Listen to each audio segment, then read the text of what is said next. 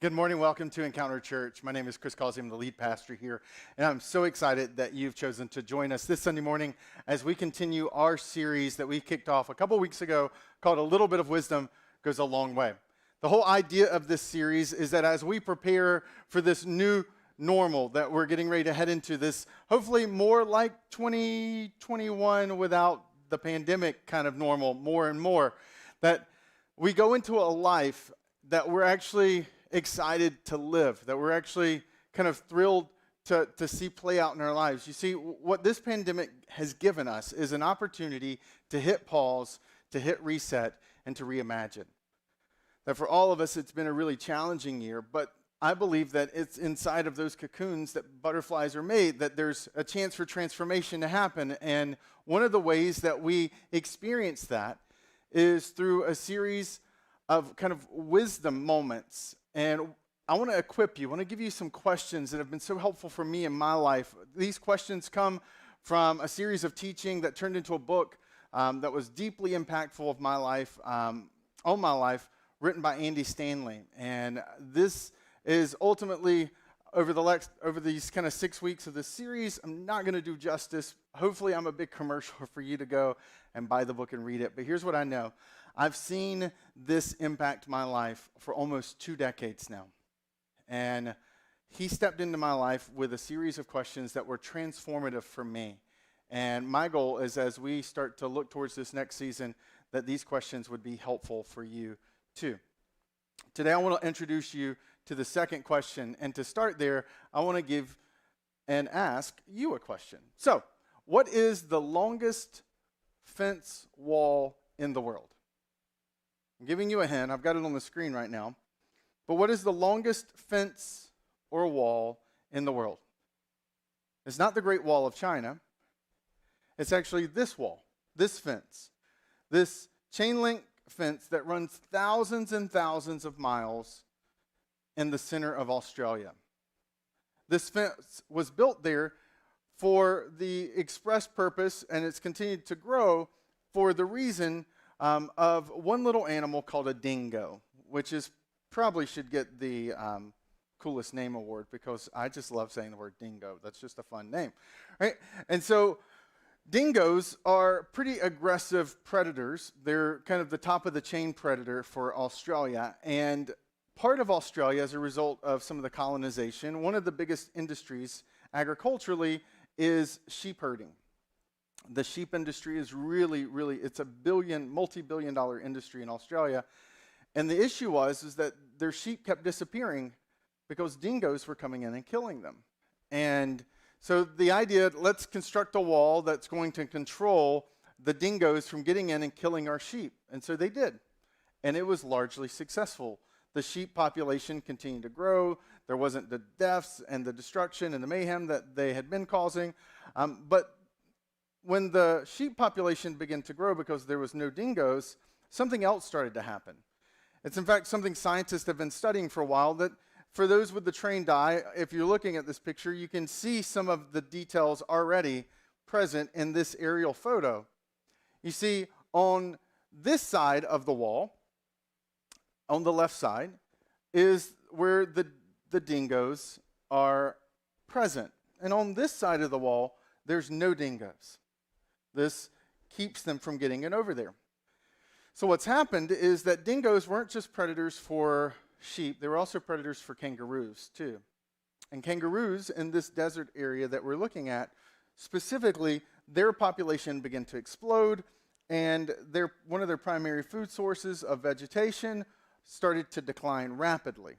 In fact, if you were staring at this photo, you can tell how this photo has a lot more green, has a lot more kind of speckled spots on it, whereas this one's a little bit more sparse. And while we're zoomed out, you can't necessarily see the terrain, but what's actually happened is because of the kangaroos being unchecked on this side, eating more and more vegetation, what's happened is the vegetation in this very sandy desert area, the vegetation's not there to keep the sand rooted. So what's begun to happen in the desert in central Australia is that the wind and the sand dunes that were not present before are starting to pick up, and that these sand dunes climb so big that they start to affect wind patterns in some of the surrounding area. All because they wanted to keep out dingoes. That there's been ecological danger and destruction, and there has been devastation of vegetation and all of that. Poor soil, everything, because of a decision to build a fence to keep out a dingo. And if you remember at the very beginning of the series, we talked about Proverbs 27:12. And I encourage you to memorize it, that the prudent see danger and they take refuge. But the simple keep going and pay the penalty. And that, in essence, what separates the wise and the unwise is that the wise have an ability to see the dots and connect them. They understand that this can lead to this, that can lead to this, that can lead to this. And in some ways, this photo, this wall, is a great picture of what happens when you live your life with disconnected dots. When you don't ask the question, well, what happens if dingoes aren't allowed into a huge area of tens of thousands of square miles? What happens then? Well, the kangaroo population will go up. What happens then? Well, then vegetation gets consumed, and it upends the soil, and the soil's not as fertile, and sand dunes. They didn't connect the dots, and now what they have is embodied in this picture. And that little bit of wisdom of knowing to see beyond your moment, to see how the dots connect, has been underneath the surface of this series. That the idea is that one of the ways that we get better decisions is exactly what I just did when we were talking about the dingo fence. I was like, well, if we prevent the dingoes from getting over there, then what happens? If they would have just said, so what, or then what, they would have probably avoided a lot of the destruction that's happened in the desert in Australia. You see, better questions set us up for better decisions and fewer regrets. In fact, last week I left you with a question that was meant to kind of help you. That first question, the integrity question, the honesty question, which is, as we're making a decision, as we're wrestling through that next decision in our life, am I telling myself the truth or am I selling myself a regret? That's the first question in this series. Am I telling myself the truth? Am I being honest, really? Or am I selling myself a regret? And today I want to look at the second question that has the power to revolutionize the way we see our lives. And to do that, I want to tell you a story, another story, not about a dingo fence, but in some ways a story that's not too disconnected from the dingo fence. It's a story found in one of the first books, the first book of the Bible, a book called Genesis. It's the portion of story that's dedicated, the last 10 chapters, so almost 20% of the book of Genesis is dedicated to the story of this one individual. And it's his story that I want to kind of tell you in general and then drill into just one of the many moments that illustrates the technique and the principle that serves as the basis for our second question.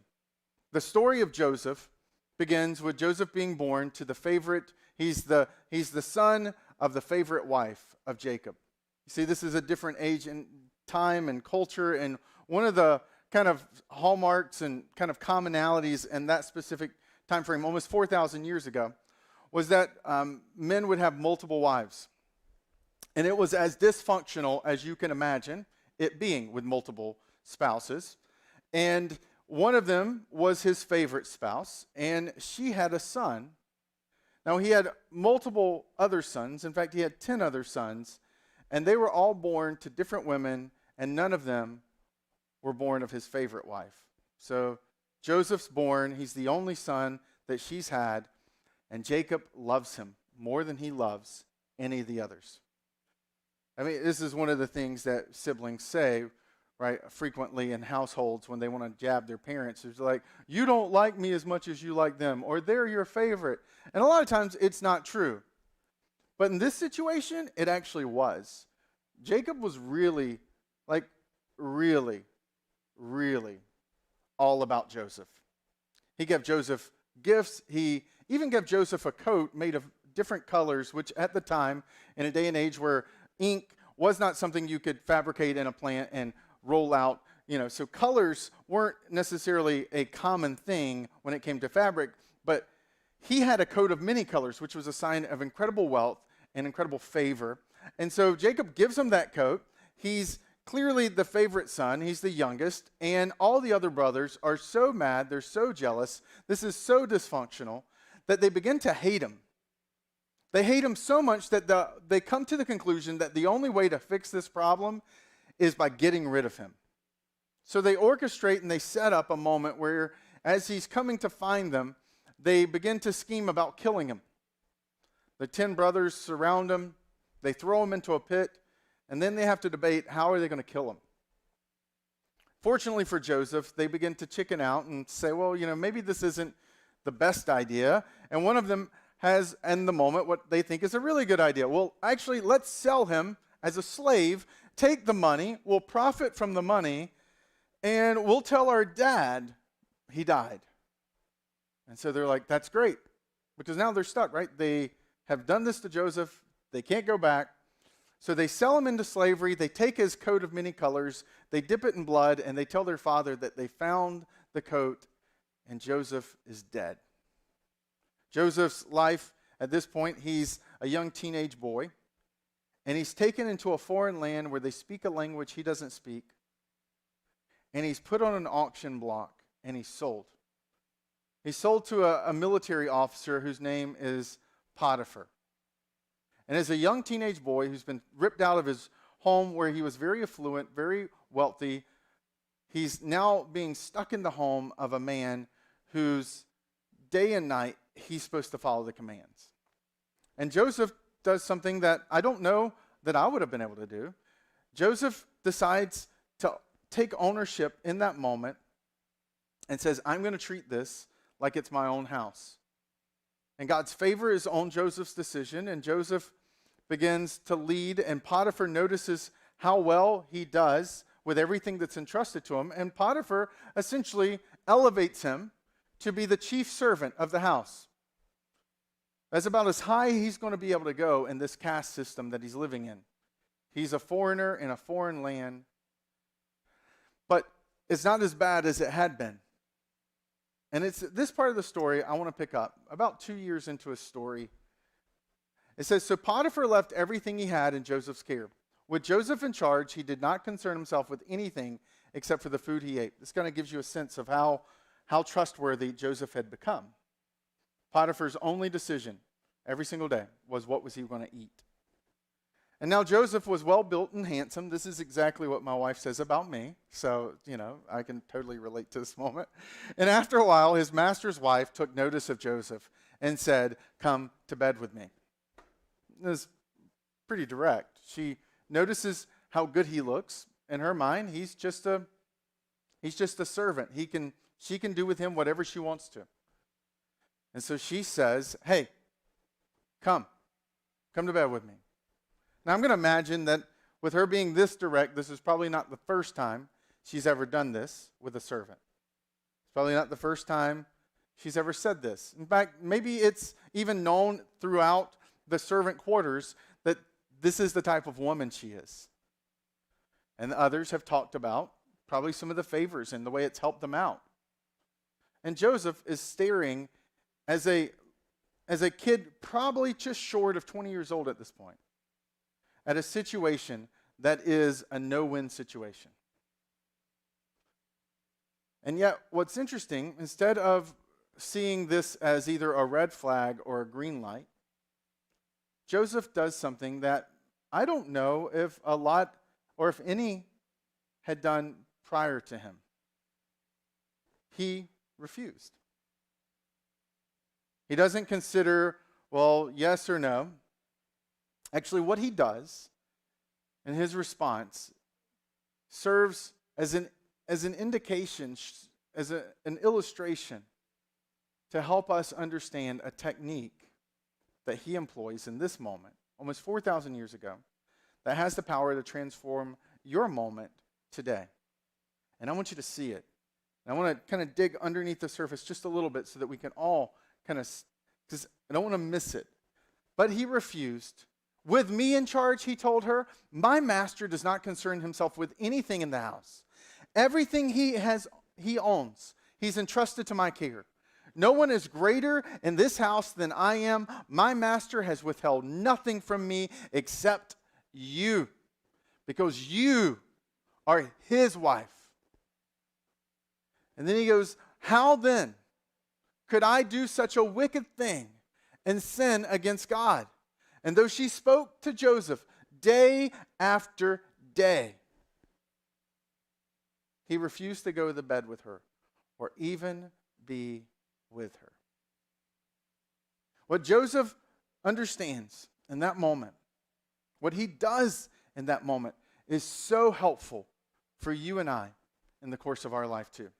Maybe the moment that he's in doesn't look anything like the moments that you and I find ourselves in, but what he does is Joseph doesn't just see the dingo fence.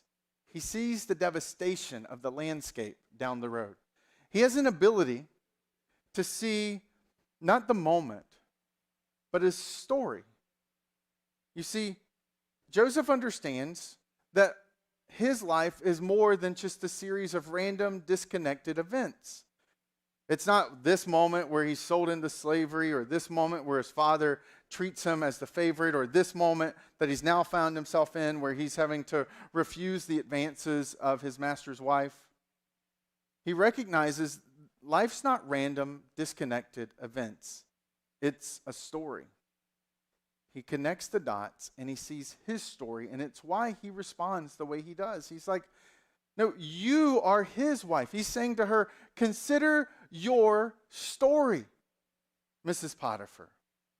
You're married to Mr. Potiphar. Do you really want an affair with a Hebrew slave to be a part of your storyline? Because I don't want that in my story. And he gives us a hint of how he views his story. He views it through the lens of heaven, of his entire life. When he says, how could I do such a wicked thing and sin against God? The God of my story, the one who I trust. How could I ever do something like that with the story he's allowing me to write? You see, Joseph understood something that I think justifiably many people in his situation could have missed. He was a victim. He was in this moment, in this situation, for none of his own fault. And many others would have been like, well, at least I get something out of this, or at least I have some way kind of leverage my station in life. But no, he doesn't think like that.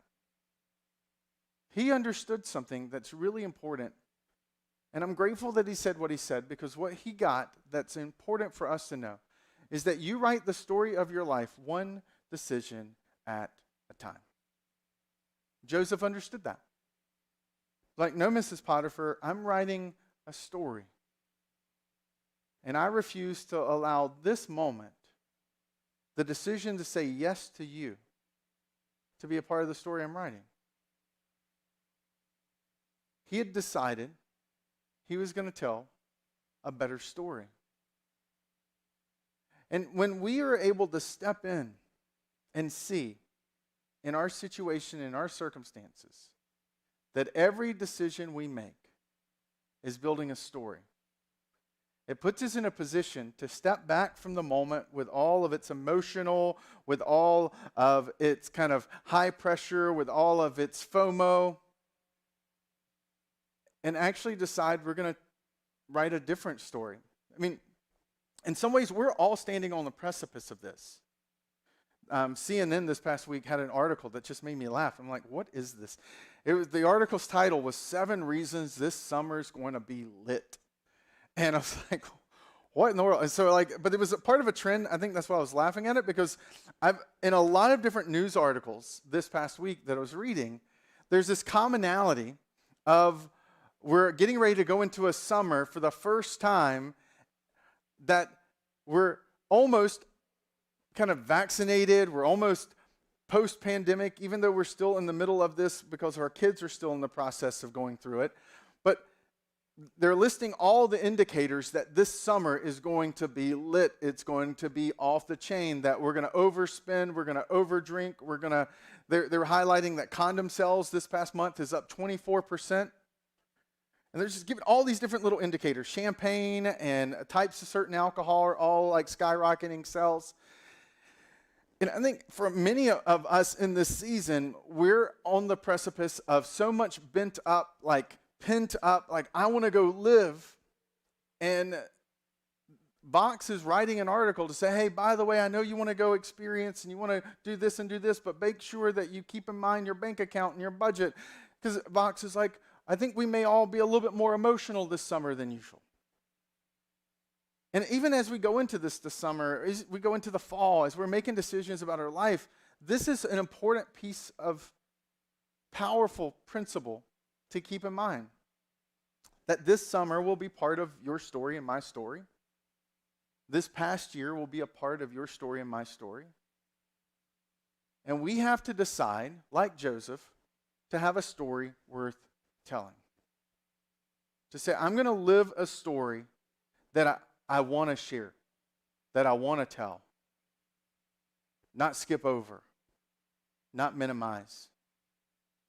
This has actually probably been one of the most powerful decision-making frameworks in my life. Some of the biggest decisions I ever made came out of the second question I want to teach you today. In fact, about 7 or 8 years ago, I stood with 2 job opportunities in front of me.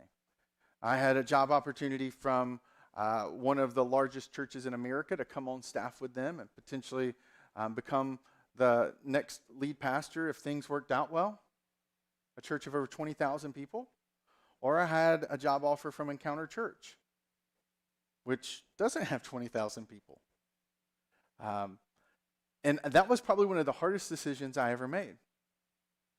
One was, big and exciting, and the pay was going to be great, and we could have a big house, or we could come here, and none of those things were going to happen. And that ultimately what set the stage for us is Jenny and I, one night we were kind of praying and processing through like which one, because everything screams this is the no-brainer, but I was like, what if there's more than this moment? And I pushed back and I imagined my life 30 years from now. And I imagined what God could do through a church like Encounter Church. What he could do through people like you and me, who really fully, sold out believed that God was not done in our community, that God was still writing something incredible through the lives of his people, that there was a force of love and hope and resurrection power, that people, even if they had experienced some things that had devastated and disconnected them from faith, they'd never experienced that resurrected power that we get to be a part of. And the idea of imagining what a church completely kind of built from the base on who Jesus is and what Jesus desired for us to do, what kind of church could that be? And when I zoomed out 30 years, I was absolutely convinced that the storyline of my life, the impact of my life as the pastor of this church with you, would have a greater impact than being the pastor of a church of 20,000+ people. The only reason I was able to get to that point, to get out of the fetal position of what am I doing? There's no health insurance. There's no pay-wise. All these things in my head. The only reason I was able to push back from the table was I imagined myself 30 years from now. I imagined my daughter 30 years from now. And the stories that we would sit around and tell. Because here's the thing, man. I have seen God show up and do miracles. I've seen him time and time and time again do breakthroughs and see people's lives changed and see hope transferred to people who didn't believe there was hope. I hear regularly of people who walk in when we walk into this space and say, I felt God here. We're in the process of working towards September to open a preschool. When we first got our first quote for that preschool, we were staring at about $300,000 to open up a preschool financially. Between the constructions and the playground and all of that, and that I'm a fool because I'm trying to start a preschool so that we can make a profit to give that profit away to do even more good, because that's why I'm here. That's why I'm your pastor. That's why I want to do what I want to do, because I believe God's still alive and still desiring to work through his church and doing extraordinarily more than we could ask or imagine. And yet we're in the middle of a pandemic and giving is like, woo, boom, right? And I'm staring at a $300,000 quote from the construction company that built this space. And they give us a really good quote. And I'm like, man, God, and he takes me back. And I have to remind myself I'm in the house of miracles. I have to remind myself of what he's done before. I have to go back to that moment sitting on my bed crying out to him that, God, I want to live a story worth telling. And that in the next 30 days, we'll be able to install that playground. We'll be able to finish up all the construction costs. And it won't be $300,000. That God ended up opening doors. Friends of friends introduced us to people. A guy who so loved the idea of what we want to do with preschools in the Boston area that he's like, you know what? I want to help you. I want to get you stuff as much at cost as possible. I want to leverage my connections for you. And that when it's all said and done, that we'll have built what would have been a $300,000 expense will be somewhere around the number of about $75,000. I watched God in the middle of a pandemic when giving is down here, when we're staring and wondering how in the world do we make it. And I watched God make a way and provide. And I remember going home that day and sitting down at the dinner table and saying to Ella, let me tell you a story. You know how Daddy's talked about the church wanting to open up preschools because he really wants the church to be able to do even more good, because he was really frustrated during the pandemic how our ability to do good was so limited, and that he never wanted that to happen again. That he doesn't want to just pray. He doesn't want to just speak towards what justice could look like, but to actually be a part of church that's mobilizing that. And she's like, yeah, Dad, can we eat our taco? And I'm like, no, I need you to hear this. It was going to be $300,000, Ella. A guy called us today that said he'll get us everything we need for the playground, and with all the construction, $75,000. I was like, can you tell me what $300,000 when you take $75,000 away from it? She's like, Dad, you're trying to trick me to do math. I thought you were telling me a story. This is a word problem, right? And I'm like, no, do the math, sweetie. $225,000 God showed up and made away with. All because throughout this journey, I keep deciding this is a story worth telling. This church is a story worth telling. You are a story worth telling. And so I want to leave you with this last question. This second question in a series of 5 questions. And when you find yourself in a situation, a circumstance that you're trying to decide, what do I do? When you're in that position where I'm staring at a really large potential opportunity and what I have in front of me is a very small one, I ask myself this question: what story do I want to tell? When it's all said and done, when I'm older, when I look back on my life, what type of story do I want to tell? On this decision of life, in this season, in a pandemic, what story do I want to tell about this?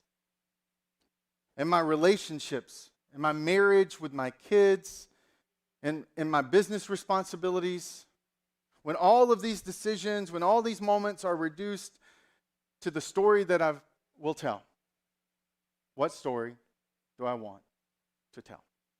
Do I want to be a hero? Do I want to be the villain? Do I want to be a good example? Do I want to be a bad example? What part do I hope everyone else remembers? What story do I want to tell? But here's the thing. In the midst of all of that, I recognize for some of us, what comes up inside of us is a lot of the story that we don't want to tell. Maybe whole chapters of your life come to mind, and those are the parts that we don't want to sit down and tell our kids or our grandkids. Those text messages, the video, the comments, the email, the decisions, we one day don't want to go back to that. We want to forget it. And if that's where you are, I want to tell you a little bit more of Joseph's story to close out today. Because you are exactly in the same place Joseph's brothers were. You see, the rest of the story is that Joseph makes the best decision, says no, because he's decided he's going to tell a better story. And what happens is it doesn't work out for him. See, this idea that Christianity is, oh, if you do these things, it's going to work out for you. No, that's not true. That's not Christianity. It's that even sometimes when we do the right thing, it turns out all wrong. What's Christianity is that God is above all of that, and that he's not changing even in the midst of our circumstances changing. And that there's hope even in the midst of what looks like a hopeless situation. So Potiphar's wife tells everyone that she was raped by him. And he's arrested, thrown in the prison. And what does Joseph do? He decides every decision he makes is a story he's going to tell. And so he does the same thing in the prison that he did with Potiphar's. He takes ownership and he serves and he does everything as excellent as he can. He does this for years, in fact. This teenage boy who's been thrown in the prison accused of rape is now in his 30s. And he finds himself in front of the Pharaoh of Egypt. Joseph seems to have a little bit of insight because God's favor, God's wisdom is with him. And he tells Pharaoh an answer to a question that Pharaoh had not been able anyone to find. And so Joseph becomes the second in command of Egypt. He sits at the right hand of Pharaoh. And Joseph orchestrates with some amazing leadership clarity and decisions. He orchestrates and helps them navigate a 7-year famine that was regional. That should have devastated the nation of Egypt. But because Joseph had practiced wisdom and he had held back some of the excess that had come in those first 7 years when things were good, he built storehouses up that helped sustain Egypt through the famine. They have so much extra food that the other nations around them hear about it and they start traveling to Egypt to ask for food because everyone is starving. And lo and behold, one day Joseph's sitting in his room, in his court, with dignitaries visiting, asking for food, and who walks in but 10 guys who don't recognize him anymore? His 10 brothers. Joseph looks different. He speaks Egyptian. He's dressed in the full kind of regalia of Egyptian leaders. I mean, only Pharaoh was higher, so this is a significant individual. It's the vice president in some ways of the nation. And they stand before him, and they're saying, we're starving. Our family's starving. And Joseph starts to ask them a series of questions to dig in and to unpack, to understand who they are and what they've done. And the thing that he can overhear them talking about, because they don't realize he speaks Hebrew, is they're talking about, do you think we're being punished because of what we did to Joseph? He can tell they're still carrying the guilt and the shame of the choices they made. And that these 10, with this secret, together are finally talking about a story, a chapter of their story that they've never talked about anywhere else. And what does Joseph do? He leans into their story.